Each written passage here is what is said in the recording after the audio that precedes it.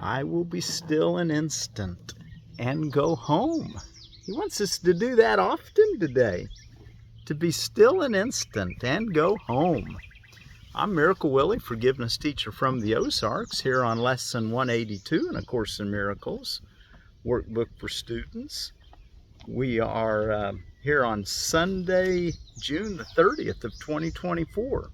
Lesson 182. I suppose that'd be halfway through the year.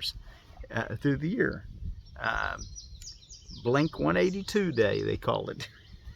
Blink and the year's half over. I will be still an instant and go home. What else do I need to tell you before I read? We're reading from the Foundation for Inner Peace version of A Course in Miracles. I will be still an instant and go home. This world you seem to live in is not home to you, and somewhere in your mind you know that this is true. A memory of home keeps haunting you, as if there was a place that called you to return, although you do not recognize the voice, nor what it is the voice reminds you of. Yet still you feel an alien here, from somewhere all unknown. Nothing so definite that you could say with certainty you are an exile here. Just a persistent feeling, sometimes not more than a tiny throb, at other times hardly remembered, actively dismissed, but surely to return to mind again. No one but knows whereof we speak, yet some try to put by their suffering in games they play to occupy their time and keep their sadness from them. Others will deny that they are sad and do not recognize their tears at all. Still others will maintain that what we speak of is illusion, not to be considered more than but a dream.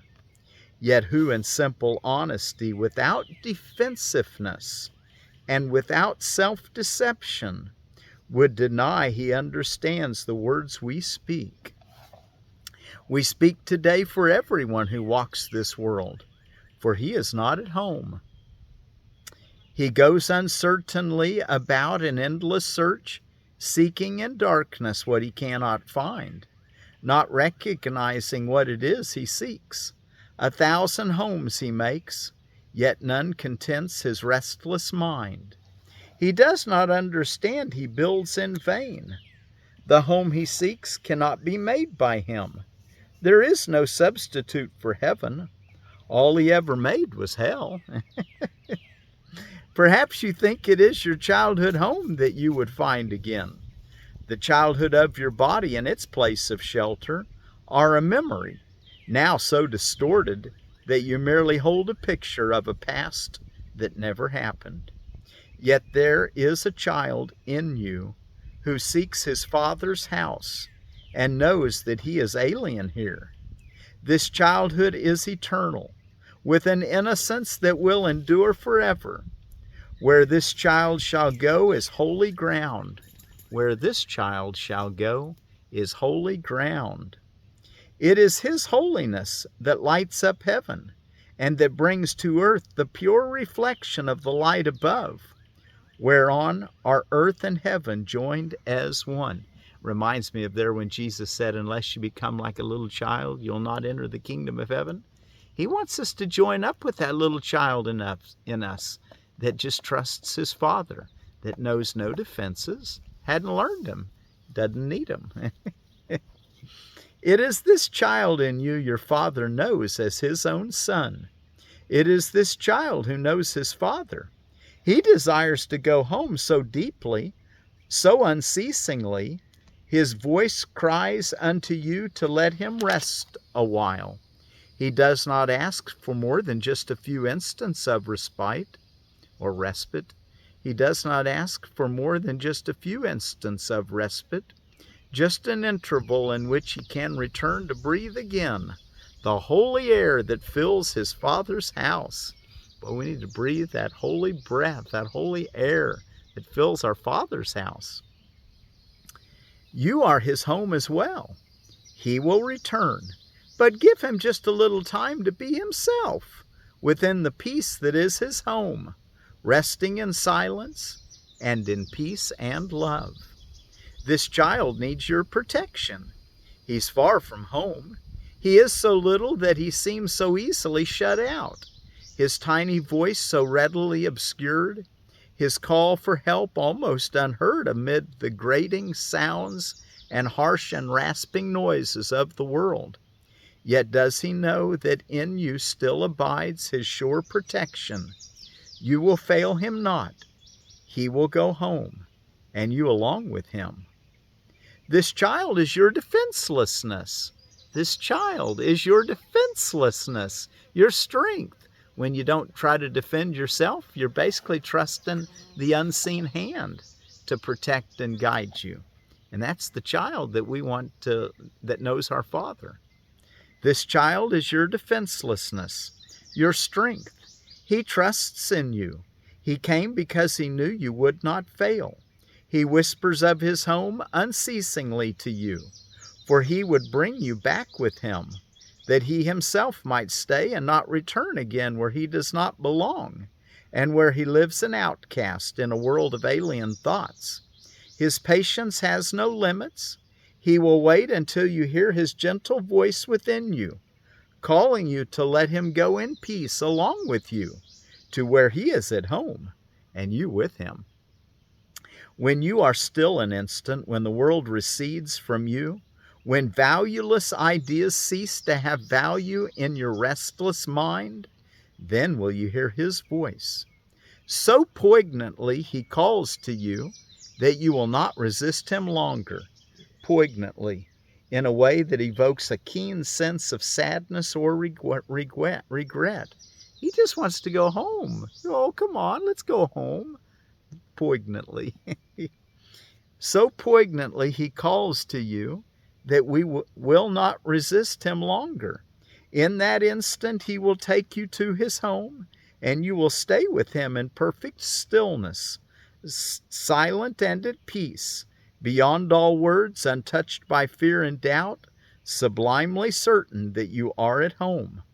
Rest with him frequently today, for he was willing to become a little child that you might learn of him how strong is he who comes without defenses, offering only love's messages to those who think he is their enemy. He holds the might of heaven in his hand and calls them friend. They might think that he doesn't see him as an enemy, even though they might see the little child as an enemy. But he doesn't. He holds the might of heaven in his hands. He holds the might of heaven in his hand and calls them friend, and gives his strength to them that they may see he would be friend to them. He asks that they protect him, for his home is far away and he will not return to it alone. Christ is reborn as but a little child each time a wanderer would leave his home, for he must learn that what he would protect is but the child who comes defenseless and who is protected by defenselessness. Go home with him from time to time today. You are as much an alien here as he. Take time today to lay aside your shield which profits nothing, and lay down the spear and sword you raised against an enemy without existence. Christ has called you friend and brother.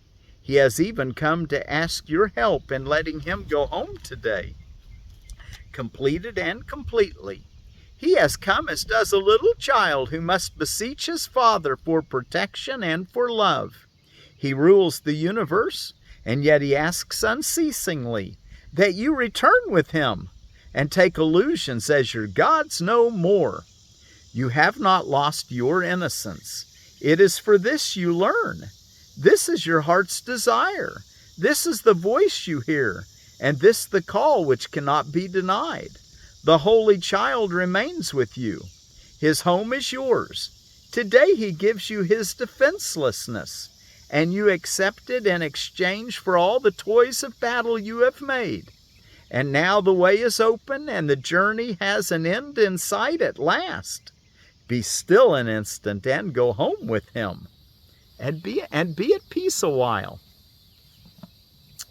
Okay, we'll do that often today, he says. Those hourly remembrances, and then a little longer period, morning and evening, go into the silence and tell yourself, I will be still an instant and go home. And now let's go look in our text reading for today. And we're ready. We're in chapter 19, the Attainment of Peace, section 4, the obstacles to peace. And we're ready for the second obstacle, B, the belief the body is valuable for what it offers, lowercase I, the attraction of pain. Before we read that, what's going on around the world today from Drexel University and holidays and observances? Asteroid Day or Meteor Day. And this remembers the Tunguska event of 1908 in Siberia, that 830 square miles was leveled of forest by this asteroid that hit the Earth, 2,150 kilometers. And since we're talking about Tunguska, there is a section, I listened to a really wonderful YouTube called Indigenous Wisdom from Arctic Siberia, Animal Spirits, Shamanism, and Healing Music. And it was an interview to Snow Raven, a woman shaman. And the word shaman came from that region. It means holy person or wise person, holy man. Person who knows. Interview by Andrew Dugan. I'll put the link to this particular podcast. It's kind of long. It's an hour and 25 minutes.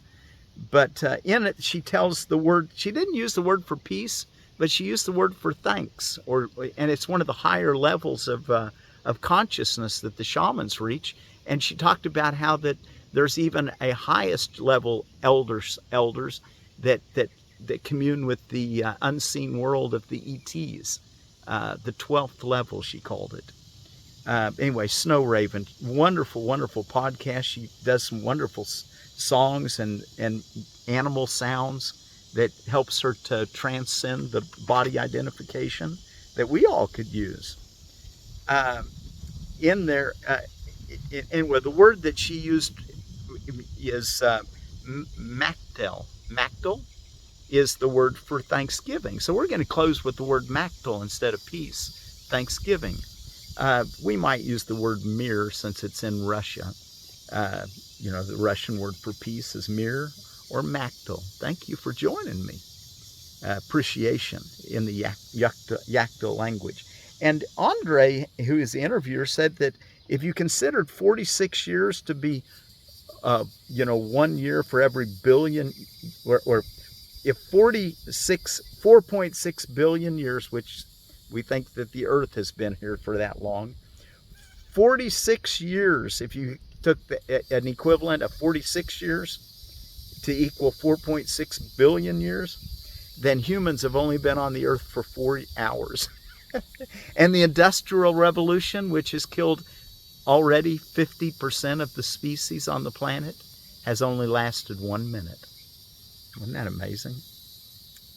Anyway, thank you, Snow Raven, for the word Maktel. Know Thyself podcast is where she was interviewed. Descendants Day, and of course we want to honor our descendants. Leap Second, which is the time adjustment day. Log Cabin Day, Ice Cream Soda Day, Organization for Women Day, Outfit of the Day. Okay. And then in our another cold hardy, talking about Siberia, and how's it pronounced? Tunguska, or the Yukta people. We have the Maxie edible honeysuckle. The new Maxie edible honeysuckle bush is more adaptable to moderate climates such as Virginia. Maxie and Solo are bred by Maxine Thompson. The Japanese term for these plants is Haskap. The bushes are pretty, compact, and have an extended blooming period. The flowers bloom later than other popular varieties, which is a plus for areas of fluctuating winter temperatures. Maxie needs to be pollinated by Solo. Space 3-foot circles, zone 3 through 8. And that is the Lonicera genus, and it's a Cruilia crossed with an Amphilocalyx. Amphilocalyx. Okay. All right. Well, let's take a look now at our reading. The attraction of pain. Your little part is but to give the Holy Spirit the whole idea of sacrifice, and to accept the peace he gives instead without the limits that would hold its extension back and so would limit your awareness of it. And what he gives must be extended if you would have its limitless power and use it for the Son of God's release. It is not this you would be rid of, and having it, you cannot limit it. If peace is homeless, so are you and so am I. And he who is our home is homeless with us. Is this your wish? Would you forever be a wanderer in search of peace? Would you invest your hope of peace and happiness in what must fail? And of course, that sure rings of our lesson today, doesn't it? I will be still an instant and go home. Faith in the eternal is always justified, for the eternal is forever kind, infinite in its patience, and wholly loving. It will accept you wholly and give you peace. Yet it can unite only with what already is at peace in you, immortal as itself. The body can bring you neither peace nor turmoil, neither joy nor pain. It is a means and not an end. It has no purpose of itself, but only what is given to it. I liked Snow Raven's concept that our bodies are tools to help us to reach the transcendental state. The body will seem to be whatever is the means for reaching the goal that you assign to it. Only the mind can set a purpose, and only the mind can see the means for its accomplishment and justify its use. Peace and guilt are both conditions of the mind to be attained, and these conditions are the home of the emotion that calls them forth and therefore is compatible with them. But think you which it is that is compatible with you. Here is your choice, and it is free. But all that lies in it will come with it, and what you think you are can never be apart from it. The body is the great seeming betrayer of faith. In it lies disillusionment and the seeds of faithlessness, but only if you ask of it what it cannot give. Can your mistake be reasonable grounds for depression and disillusionment, and for retaliative attack on what you think has failed you? Use not your error as the justification for your faithlessness. You have not sinned, but you have been mistaken in what is faithful, and the correction of your mistake will give you grounds for faith. 12. It is impossible to seek for pleasures through the body and not find pain. It is essential that this relationship be understood, for it is the one the ego sees as proof of sin. It is not really punitive at all. It is but the inevitable result of equating yourself with the body, which is the invitation to pain. For it invites fear to enter and become your purpose. The attraction of guilt must enter with it, and whatever fear directs the body to do is therefore painful. It will share the pain of all illusions, and the illusion of pleasure will be the same as pain. Is not this inevitable? Under fear's orders, the body will pursue guilt, serving its master, whose attraction to guilt maintains the whole illusion of its existence. This, then, is the attraction of pain. Ruled by this perception, the body becomes the servant of pain, seeking it dutifully and obeying the idea that pain is pleasure. It is this idea that underlies all of the ego's heavy investment in the body. And it is this insane relationship that it keeps hidden and yet feeds upon. To you it teaches that the body's pleasure is happiness, yet to itself it whispers, it is death. 14. Why should the body be anything to you? Certainly what it is made of is not precious, and just as certainly it has no feeling. It transmits to you the feelings that you want. Like any communication medium, the body receives and sends the messages that it is given. It has no feeling for them. All of the feeling with which they are invested is given by the sender and the receiver. The ego and the Holy Spirit both recognize this, and both also recognize that here the sender and receiver are the same. The Holy Spirit tells you this with joy. The ego hides it, for it would keep you unaware of it. Who would send messages of hatred and attack if he but understood? He sends them to himself. Who would accuse, make guilty, and condemn himself? When you think you're sending it to your brother, oh my, you're sending it to yourself.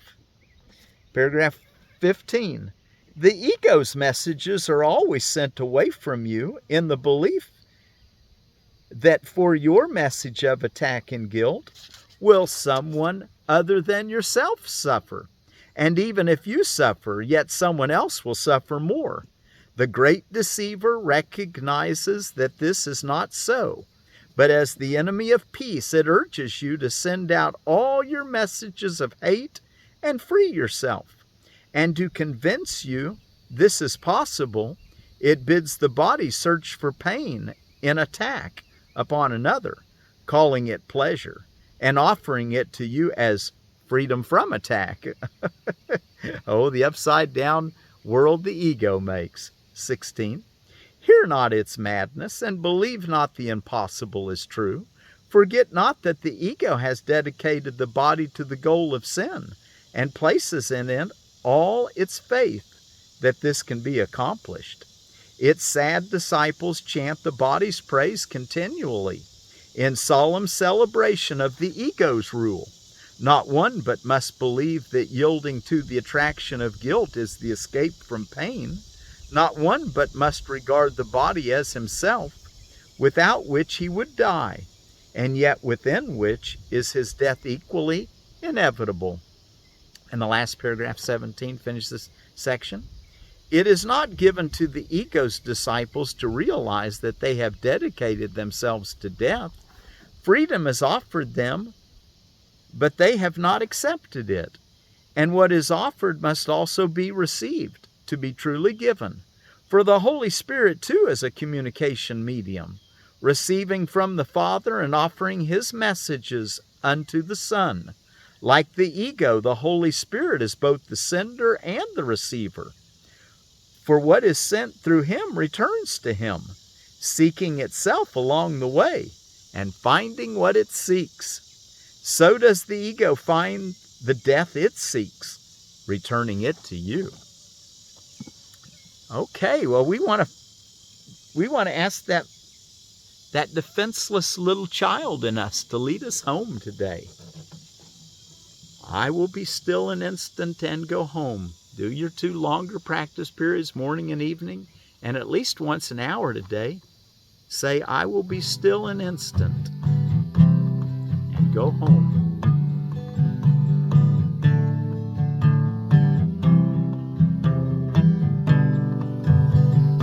I will be still an instant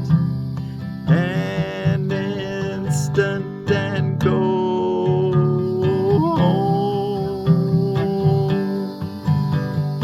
I will be still an instant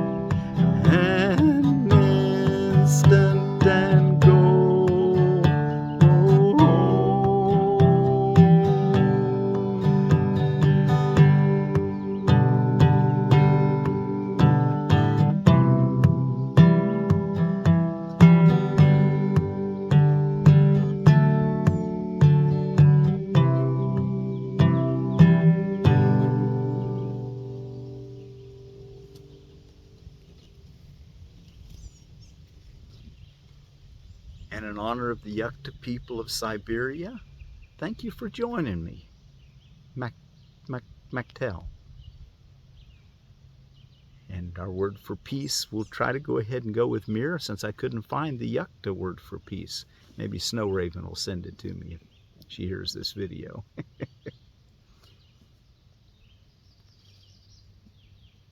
Maktel and mirror. I will be still an instant and go home. Maktel.